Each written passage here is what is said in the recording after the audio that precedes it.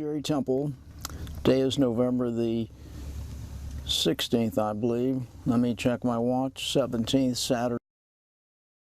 I'm at Culpeper Airport, which is about an hour's drive from Dulles International in D.C.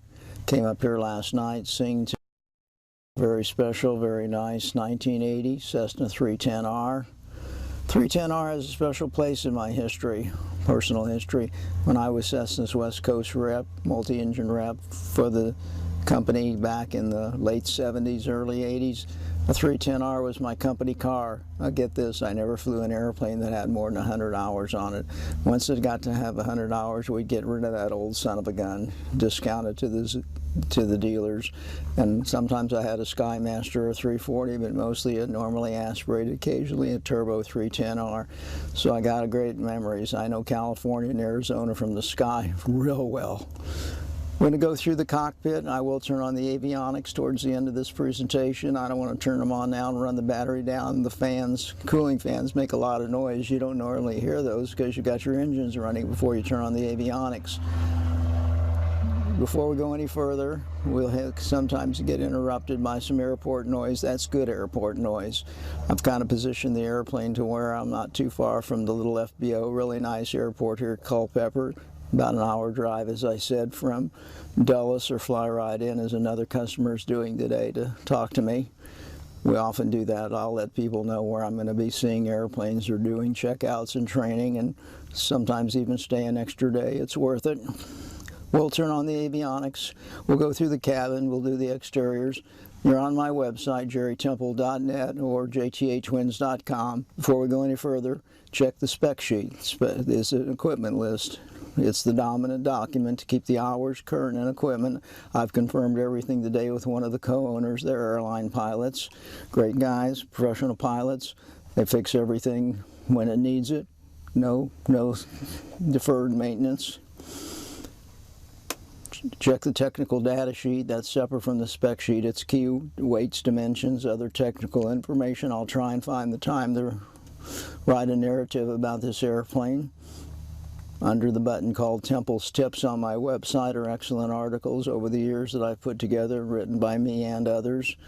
Under Buyer Services, read the outline titled Domestic Sales Procedures, or if appropriate, International Sales Procedures, or both.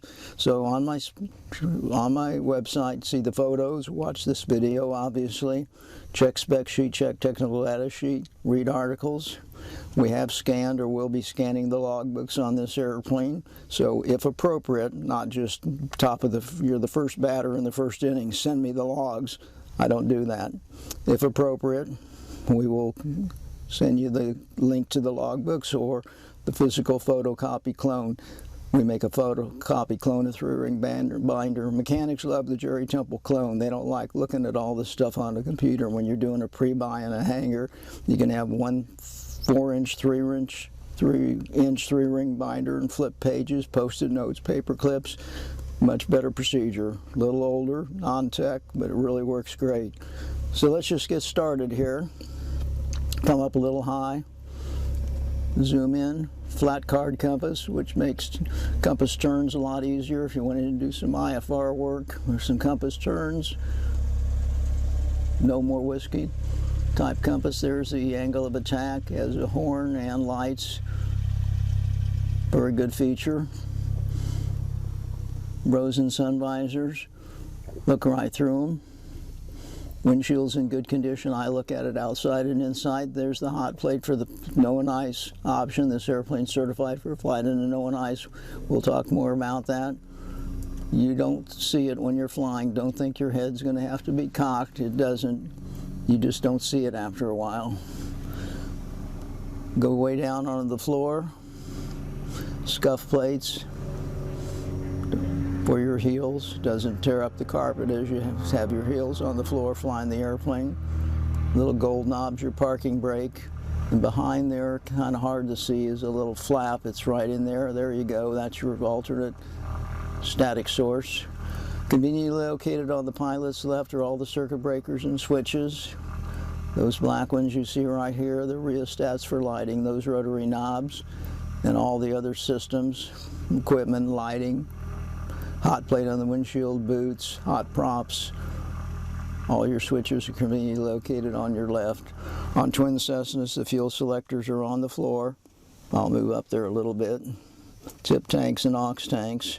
Tip tanks are your main synonymous terms, and within the wings are rubber cells called aux tanks. This airplane has 163 gallons, 166 total, 163 usable.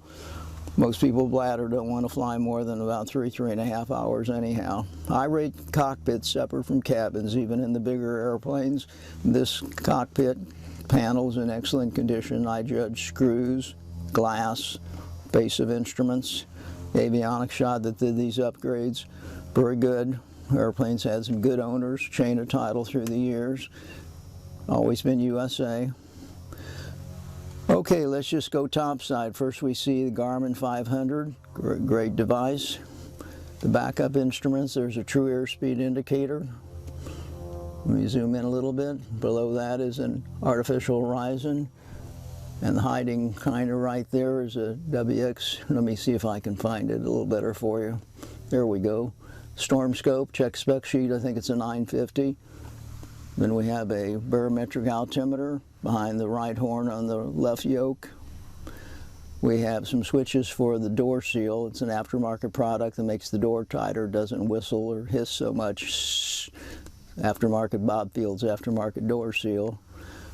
Part of the 960, JPI EDM 960, are these little immediate warning lights to tell you it's something, so you don't have to keep looking over at the actual face of the 960. Yokes are in good condition. They don't need powder coating or leather coating. I have some companies that do awesome work on leather covering. Looks like stitching on hardballs in baseball. Great job. Okay, let's come back up to the top of the panel. Garmin 340 audio, 750. Read the spec sheet, you'll see what displays on there. Various things, including radar. There's your EDM 960, state-of-the-art unit. All your engine and fuel instrumentation is there. 2 transponders, 330E, ADS-B compliant, and a 327. Garmin 430 WAS. The 750 displays on the 500, and this 430 displays on 3 places. It can display on the 500, the CDI with glide slope, or the HSI, which used to be on the left side, now here. As long as we're here, full set of co-pilot instruments. Zoom in a little bit. Airspeed, attitude, barometric altimeter, HSI, CDI with glide slope. While we're over here, let's take a look again. We've got suction, hour meter, 5-place intercom, jacks for 5 places, yokes are good. There's your flap switch. I took a look at the flaps, they're pretty clean. That little button above the old cigarette lighter is called the wing walkway light. It lights up your wing, your step and your walkway on the right wing. It's a 2-way. There's a button on the outside, so if you pull up at night, you can turn the light on before having to get in the cockpit. And you can turn it off from the outside as you're driving away. And when you're in the airplane, after you land, you want to get out at night, you turn it on, or when you get in at night, turn it off. 2-way. These are our heater controls. Outlets for defroster. Forward cabins down by the pilot and right front passenger. I'll say co-pilot and right front passenger interchangeably, you know what I mean. Thermostat for the 35,000 BTU heater slash defroster. It's not part of the no and ice option, but it's common sense. You're going to often use the heater for windshield protection. Cabin airs back in the middle seats, 6-place. This airplane right now has 4 seats in it, the other 2 in the hangar. I've seen them, that's common. A lot of people take number 5 and 6 out. Those knobs there are so if we had some induction icing, we can get airflow from within the nacelles. We come down to the bottom of the quadrant, we have cowl flaps on the 310R. They're really not under there. They're on the top of the nacelle called the modulator. Let me see if I can go out there and find one. There we go. There we go. So instead of a cowl flap, we open and close there. It's a little flap that opens and closes called the modulator. Coming back down to the quadrant. Blind pilot concept, different shapes, color, sizes of throttles, props, and mixtures. Little meter that you see there in the knob behind the props there is for the volt ammeter, gives you a condition of battery and alternators, alternator warning lights. 3 axes of trim. The one we use the most is the big one that looks like it's right next to the left throttle, an electric trim on the pilot's yoke. I like to have your hands on the throttles and your thumb on the yoke when we're close to the ground. This way you don't have to keep taking your hands off the throttles to go to the elevator trim. 400B autopilot, 2-axis autopilot. Holds a heading, flies a course, that's lateral, so it flies the course you set up or the heading you want to fly. Altitude hold, and it captures and flies a glide slope or a GPS slope descent. In quantity, the next yaw, the one we use the most, of course, is elevator. Then next comes yaw, nose, left, right. That's your rudder. The least is a very sensitive aileron trim tab on the left aileron. Very sensitive. Scuff plates, as I said. Back off a little bit. So 430, and I'll turn stuff on in a bit. 430, 750, 430, 340 audio, 2 transponders, JPI EDM 760, co-pilot instruments to include an HSI. The little tiny instrument right there is the prop amp meter, gives us condition of the heated props. I'll talk about those outside. Suction gauge, hour meter, check spec sheet. On the sub panel here, kind of hard to see. Let me see if I can zoom in a little bit. Get down a little bit lower with the camera. There's our battery and alternators and magnetos and aux pumps. Kind of hard to see. Sometimes I can't keep moving airplanes. I don't have a crew, and we're not wetting down the airplanes for beautiful night shots with strobes. Not quite what you think you're going to get with if you're buying a jet airplane and spend several $1,000s on photography. Done it once upon a time in another life at CESSNA. Good condition of your panel. Really nice arm model. This orange and blue one, if you go to the University of Florida alumni, you'd love this airplane. Taxi up in Gainesville, Florida, they'll go crazy on Saturdays. I have some original Cessna photos of this paint scheme. Don't think it was this orange. I think it was a black stripe instead of a blue stripe. That was the brochure airplane. I think in 80 and 81 I have those photos. I showed them today to the owners, and they were real surprised that I had photos of this airplane from once upon a time. Not this airplane, but this paint scheme. 3-bladed, heated propellers. Again, fully booted. We'll see that outside part of the no and ice. Fully booted. Hot props, everything heated, pitot static stall. While I'm inside, that 35,000 BTU heater / defroster is very good. You'll rarely use the hot plate on the windshield. Most of the time, if we were to say, let's just say we were at 12,000 feet and had to come down through some wet, cold clouds, pick up a little ice, get the defroster going, your feet will not freeze, you'll not get frostbite. You're descending to warmer temperatures anyhow, and most of that ice will just kind of slide off if you're using. Get the heater nice and toasty. Start in advance of the descent. Yokes are good. Normally aspirated, 285 horsepower, 1,700 TBO. Electromechanical landing gear under the pilot seat. Can't see it from here. Maybe you can. Yeah, there's your crank down right there. Part of a checkout, show you how to do it. Not hard. Airplane flies. It's a simple manual extension system. Okay, I'm going to now crawl around. I'm small, so I can get around inside a 310. If you're a big guy, you can fly this thing. In fact, it sometimes has more leg room in a 310 than the pressurized cabin class 340. It's just the way the airplane and the quadrant and the sub panel come down. Tall guys, real tall guys, do better in 310s than some 340s. Placarding looks good. I'm kind of a nut on placarding. I like real nice placarding when instrumentation and avionics are redone or they cut the metal. Okay, let me move forward, turn on the avionics like I promised. Stand by. I'm now in the pilot seat. You hear the fans running. You normally don't hear those with the Avionics because your engines are running. There's your advisory on the 960. So you get something if something isn't right, or just indications would tell you to look over there. Garmin 500, incredible. Storm Scope 950. 340 audio, 750, 430W. JPI EDM 760, 960, isn't that something? No manifold gauge, RPM, fuel flow. Everything's right there, fuel quantity. 2 transponders, 330 ES, 327.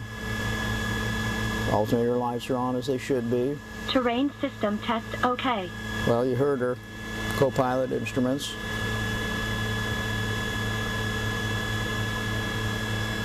Well, you can see it here, I'll show you more, but the side panel is a combination of kind of a gray, beige check and leather. Scuff plates on the floor. Quadrants in good shape, 400B. Elevator trim, 400B autopilot. Rudder trim, aileron trim. There's your little electric trim button right there that I was telling you about. Let's see, when we look at the sub panel. There we go, there's your, got the battery on, sun's shining right in. Mags, alternator. There's your prop sync, propeller synchrophaser right here. Gear lights. Flap switch. Kind of hard to see, but those little detents, we call them little cliffs there, they're hard to see. Or pre-selects, after a while you'll just automatically press down and feel the little cliff. There's the wing walkway light. If this were nighttime, I'd turn it on and light up the steps in the wing walkway, and there's a button on the side of the airplane to turn it off as we drive away. Heater. Heater outlets. Forward cabin down by our legs, our ankles. Aft cabin, defroster, and a thermostat. Okay, reach up, turn on for my avionics. Things get quiet, turn off the battery.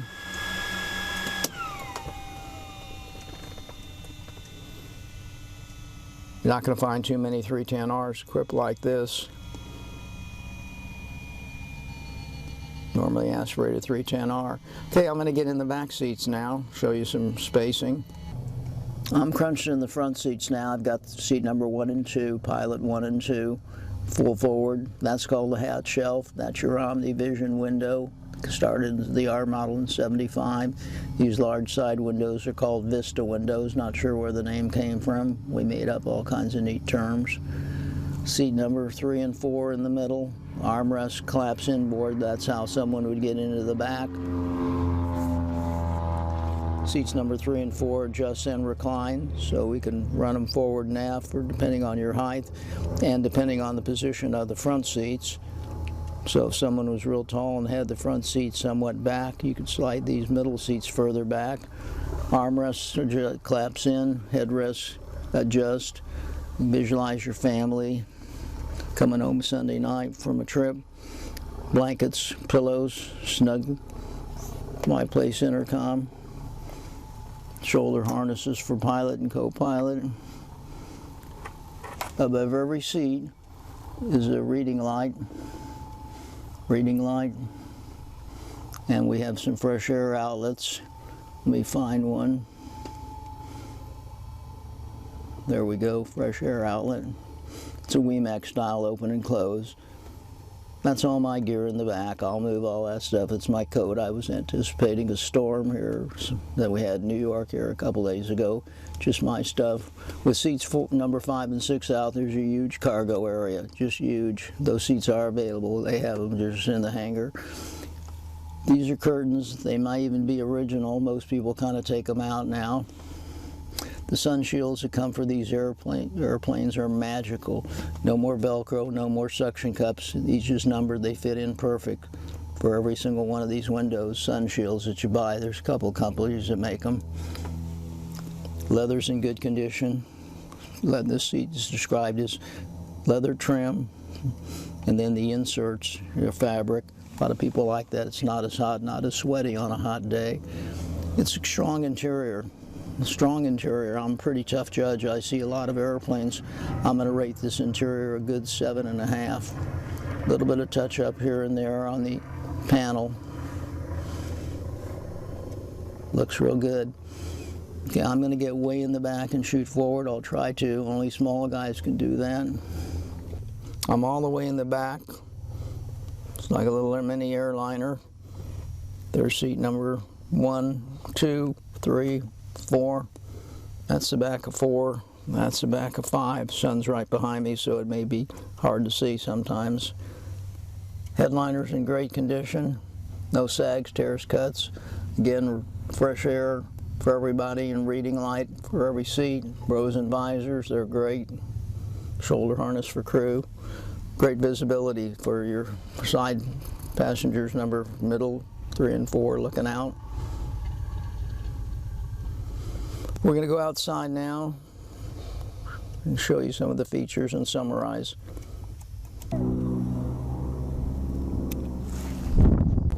We're outside here now. Sometimes I have to stop for airport noise, airplanes taxiing by, starting up. Let's just describe the exterior first. White airplane with a wide orange and a blue, again Florida Gator colors, polished spinners. Continental TSIO, I'm sorry, not TSIO, IO 520 BB. I think it's a BB, check spec sheet, 3-bladed heated Macaulay propeller, 76-inch disc. Great visibility for everybody. Large windshield, side windows for front seat people, Vista windows for side and back seat windows, OmniVision. So not that anybody's going to be chasing you, but you can look out the back window. It just makes it roomier, more open, more lighting. Airplane certified for flight in snow and ice, so that's the hot plate on the windshield. Heated propellers, a fuselage ice protection plate. I'm going to kind of come in, I can't zoom in too much, but you'll see my finger run across here from here to there. It's a plastic plate glued on, rivet on, so if the props throw some ice, it doesn't ding up the aluminum. High icing areas, you can paper that off, paint it every year or two. 35,000 heater BTU, 35,000 BTU heater defroster. That's the intake and the exhaust. Uses a little bit of gas out of the right wing, very little. I'm going to move around the front of the airplane. Radar's in the nose. Taxi lights, a separate switch from the landing lights, and landing lights extend from the tip tanks. Taxi light on the nose. It's a wide stance gear. When you learn to fly, no doubt, talked about short fields and soft fields, but probably no one ever heard you say, or you never heard anyone say, narrow runway. Well, it's common sense. If we had a less than 3,000-foot runway, it's probably not very wide. So here, this wide stance gear helps you in just crosswind taxiing and landings. But let's just make a worst-case scenario. We got a crosswind from the left side of the airplane. So head out of the cockpit, know your numbers, power settings, nice steep stable approach. Don't stare at the airspeed indicator. Plant it down. You're not trying to grease it on. So drop that left wing. As soon as that main touches down, like this, get the right one down. Start your effective braking. This wide stance gear is going to help you. You don't want to get off into off the runway into gravel, in the mud, hit a runway light, ruin an airplane, drop a gear, engines, props, etc. Good visibility again for your front seat people. Great big nose area, carry a lot of baggage in the nose. The airplane flies nice with the nose heavy, flies real nice. 3-bladed 76-inch heated propeller. Notice how the prop wash goes back over the horizontal stabilizer and elevator. It's a nice feature. Early in the takeoff roll, you have a nice alive yoke, pitch laid into the flare. It's a good feeling.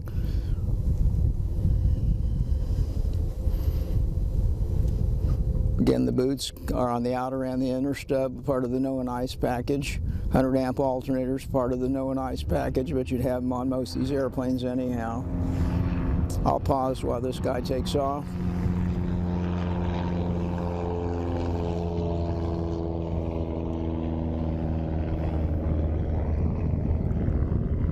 It's discuss the fuel system for a minute. The tip tank is canted. The early Cessna 310s, it was called a tuna tank. They didn't cant. It kind of looks like a porpoise or a tuna fish.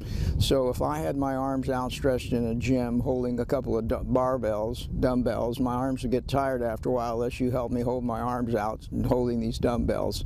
So I think it was 62 where they canted them. They're called stable tanks. They're an airfoil. They fly. They carry the 50 gallons, the 300 pounds, and relieve the load on the spars. The forward portion of the tip tank, it's a synonymous term, tips and mains. If we can fly, you can say tips or mains, or I'll say them, is a strobe and a position light. The middle tank is metal. It holds the 50 gallons. The back portion is a fairing that the landing light comes down out of there, and there's a pump in there, part of the fuel system. Again, you can see it's canted, it flies, it's an airfoil. Within the wings are two rubber cells, one's at 20, one's at 11.5, so that's 31.5. So two 50-gallon tip tanks, that's 102 aux tanks, 31.5 each, equals 166 usable, 163 total. We have wing locker storage, waist high, easy to load. Let me pop one of those open.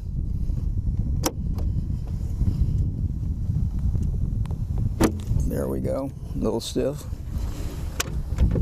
120 pounds, you'll bulk out before you weight out. Certain things you can put in there, soft luggage, miscellaneous stuff that you don't want exposed to too much cold in the airplane. My standard food, toys, games. Step goes up when you track the gear, it doesn't hang down. That little black button you see right there is the wing walkway light. So there's a light right there that shines on the walkway. There's another light under there that shines on the steps at night. Two-way, you turn it on or off from inside or outside.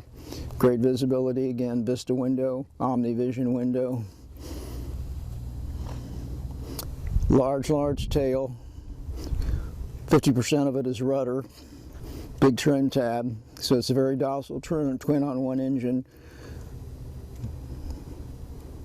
Let's just say we're going along at 8,000 feet training. I pull back one throttle. If we had the heading bug set on the heading, the bug set on the heading, this airplane will turn 2 degrees, that's all.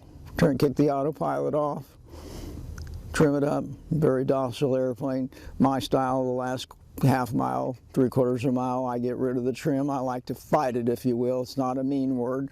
I just want to know how my airplane feels on landing, and I don't want any trim in when I pull off both engines. It doesn't yaw on me. Here's your landing gear from the back. Nice wide stance gear. There's your wing locker open, one on each side. Propeller wash comes back over the horizontal stabilizer and elevator. Pretty airplane. I rate the interior on this airplane. Interior probably a strong 7.5, and I'm going to give the exterior a 6.5 to a 7 with some detailing. Good detailing, it can be a 7. Boots will shine up. There's a couple, 3 patches on the boots here and there. They work. That's just cosmetic. Big rudder. Vortex generators behind the boot line and on the vertical stabilizer. Wouldn't have a twin without them. They make a safer twin. 95% of twin Cessnas have VGs. They're little con artists. They fool the rudder and the aileron thinking they're going faster, giving you better lateral control to stop a roll and yaw control to stop the yaw. Byproduct of VGs, though it's not a STOL system, is reduced takeoff and landing distance. If you're rotating safely at a slower speed, you get off the ground quicker. Approaching at a slower speed, land in less distance, save on tires and brakes. Wing locker on each side. Landing lights come down out of the tip tanks, mains. People ask me about the fuel system. Much has been written about it. I have a standard saying, give me one cross country with you where we go fly for, say, 2.5 hours. And when we're done, you'll be able to teach the system. You'll go to the front of the room and teach the system. Here it is real quickly. We're going to take off and land on the mains, the tip tanks. When? Always. Always, always. Take off and land on the tip tanks. Never an exception. We're going to go fly for an hour. Your first 15, 20 minutes, 30 minutes, you're climbing. So let's say you go to 10,000 feet and 1,000 feet a minute. So you're up there and here in about, 10, 15, 20 minutes, level off, fly for an hour. 1 hour on the mains. Then we're going to reach down the floor, switch to the aux tanks, and we're going to run on the aux tanks. Takes about 45 minutes for those to run out. Then we're going to switch back to the mains. That's it. Take off and land on the main tip tank, go fly for an hour, switch to aux tanks, run them out. Not with people, I'll show you how to do it. You'll know both on your watch and on the gauge where you turn them back, turn them off, and go back to your mains. Everything's heated. P-dot static stall, stall vane on the left wing, P-dot tube, angle of attack indicator. It's all heated. Hot plate on the windshield. Here's how the hot boots work on the props. There's an outer pad and an inner pad on each blade. I'm going to reach up and show you. So there's the outer pad, there's an inner pad. So you got 3 outers, 3 inners. When you turn the prop heat on, theoretically, the electricians, the engineers say it's supposed to start on the right side of the airplane. Something has to start somewhere. Something can't start nowhere. But who cares at 10,000 feet? Who would care which side it starts on? So let's just say we're over here on the left side of the airplane. It starts over here. About 30 seconds, 25, 30 seconds, the outers heat up. They just are warm to the touch like that. They don't get red hot like the P-dot tube. And 30 seconds later, they go down and simultaneously the inners start to heat up. After that's a minute, 25, 30 seconds, 3 outers, 25, 30 seconds, 3 inners, then it switches to the other side, goes back and forth, and that little prop amp meter in front of the right seat passenger indicates normal operation. So again, we're at 10,000 feet. We got to come down through some cold, wet clouds, turn the defroster on, get the windshield nice and toasty, turn the P-dot static stall on, turn your hot props on. And if you did need to use the boots, here's how that works.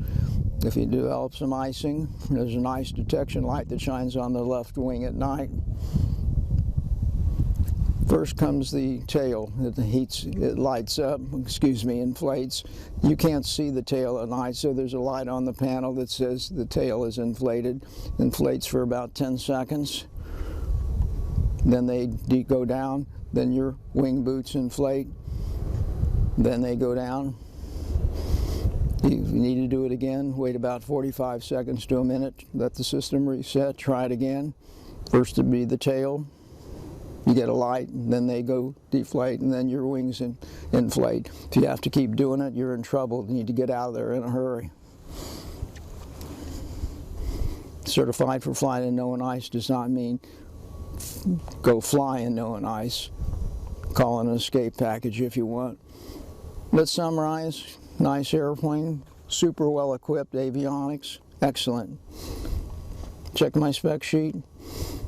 We can verbalize an offer. If it's accepted, we put it in writing on a Jerry Temple offer to purchase form. It's not a final purchase agreement, and it says so. We then set up first comes at 5% deposit. Within 48 hours, 2 days, time is of the essence. Time is of the essence for the deposit. No money is given to the seller or me. It goes into escrow in Oklahoma City. We then set up a pre-buy event, combination of a buyer's evaluation flight flown by qualified pilots, check systems, check engines, check all the equipment. The airplane gets an examination by a qualified shop within a reasonable distance, the legitimate distance of its home base, here at Culpeper, Virginia, near Washington, D.C. We're not flying the airplane to Eugene, Oregon for a pre-buy because you'll pay the gas. Sorry. I'll protect you the same someday if I'm selling the airplane for you. We can bring a mechanic in, treat him great, car, give him a castle to live in, or we fly the airplane an hour, hour and a half. Here on the East Coast, there's a lot of qualified facilities. It comes in airplane, so I may have to pause.